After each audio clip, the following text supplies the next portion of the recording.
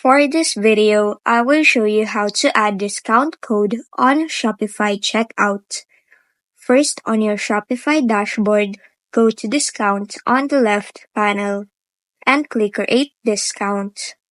Here you can select the discount type that you want. I'm gonna choose Amount of Products.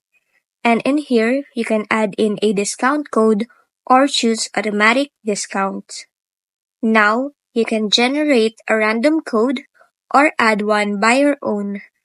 Now for discount value, you can add in the percentage value of the discount. Also, choose where that applies to. I'm gonna choose on specific collections and browse and apply it to all my products.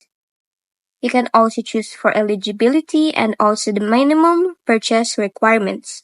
You can also add in a maximum discount uses and also combinations for that discount. Then you can also add in active dates like start date and start time. If you're done, just click on Save Discount.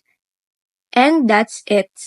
You can either get the shareable link to share it or promote your discount code, or you can copy your code and give it to your customers.